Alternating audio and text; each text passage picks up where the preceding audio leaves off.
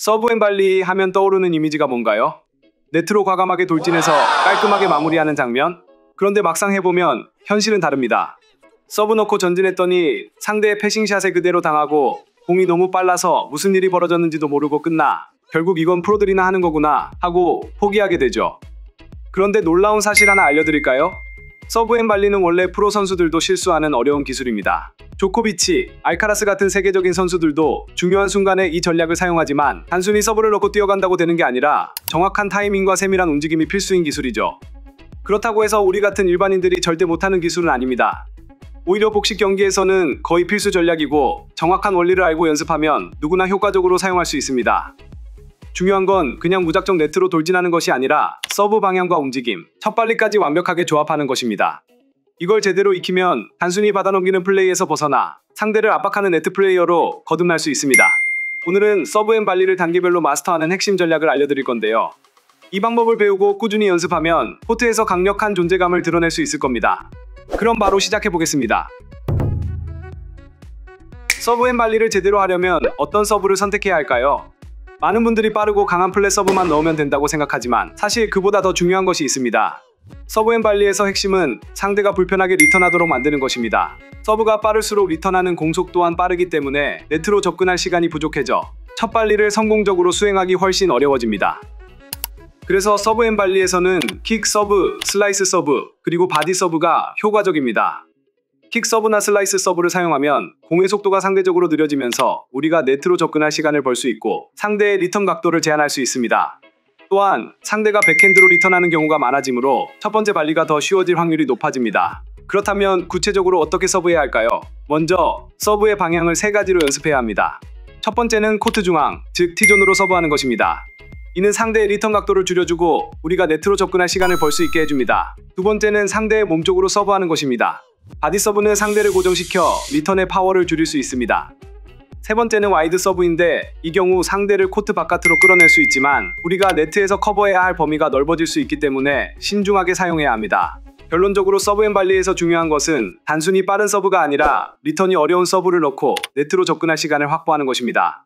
상대가 여러분의 서브에 흔들릴수록 첫 발리 성공률이 확연히 올라갈 수 있으니 너무 강하게 때리려기보단 연계하는 플레이를 고려한 서브를 먼저 장착해 보시길 바랍니다. 여러분이 서브앤발리를 생각하고 네트로 뛰쳐갔는데 리턴이 빠르게 돌아와 반응조차 못한 경험이 있을 겁니다. 이는 대부분 서브 후 네트로 접근하는 과정에서 발생하는 문제인데요. 많은 분들이 너무 작은 걸음으로 이동하거나 스플릿 스텝을 하지 않고 단순히 앞으로만 달려가면서 균형을 잃는 실수를 합니다. 이런 문제가 생기는 이유는 단순히 빨리 들어가기만 하면 된다고 생각하기 때문입니다. 하지만 서브앤발리에서 가장 중요한 건 속도가 아니라 타이밍과 균형입니다. 네트로 빠르게 이동해야 하지만 무작정 뛰어가기보다는 효과적으로 접근하는 것이 핵심이죠. 만약 걸음을 너무 작게 가져가면 네트에 도달하기도 전에 상대의 리턴이 날아올 것이고 스플릿 스텝 없이 달려가면 방향을 바꾸지 못하고 패싱샷에 당할 가능성이 높아집니다. 그렇다면 이 문제를 어떻게 해결해야 할까요? 가장 중요한 것은 서브 후 큰 걸음으로 이동하고 두세 걸음만 이동 후 스플릿 스텝을 하는 것입니다. 첫 걸음을 크게 내디디면서 네트로 향하면 이동 속도를 높일 수 있고 상대가 리턴하는 순간에 스플릿 스텝을 하면 반응 속도가 훨씬 빨라집니다.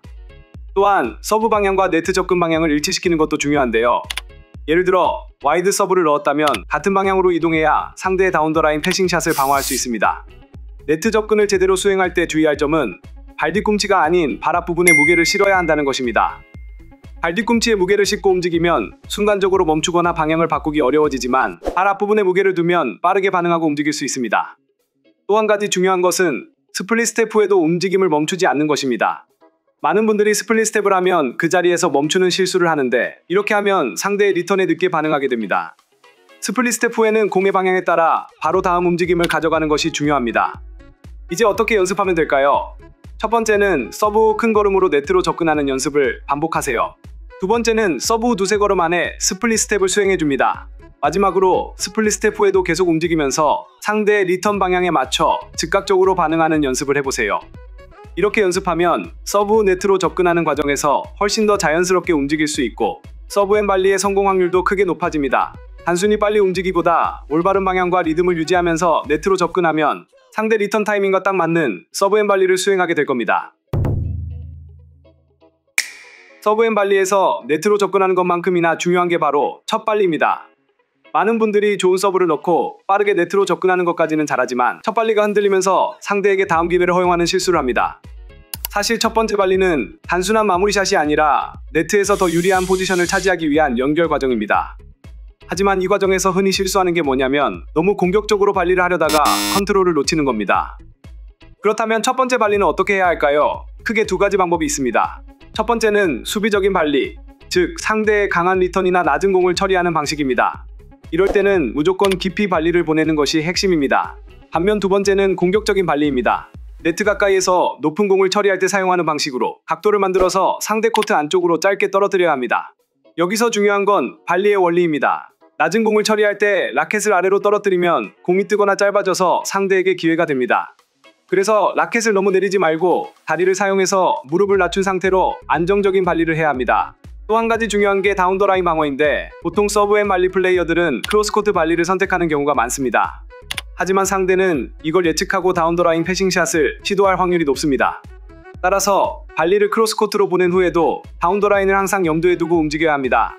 이제 이걸 어떻게 연습하면 될까요? 첫 번째로 서브 후 첫 발리를 다운 더 라인으로 보내는 연습을 하세요. 연습 상대를 두고 한 번은 크로스코트로, 한 번은 다운 더 라인으로 번갈아 가며 발리를 해보는 거죠.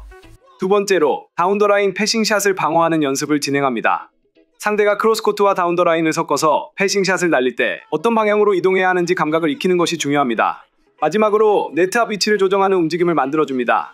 너무 네트 가까이 가는 것이 아니라 상대가 패싱샷을 날릴 공간을 의식하면서 최적의 거리를 유지하는 것이 중요합니다. 이 연습을 꾸준히 하면 상대의 패싱샷에 당하지 않고 네트 플레이에서 더욱 유리한 위치를 차지할 수 있을 것입니다.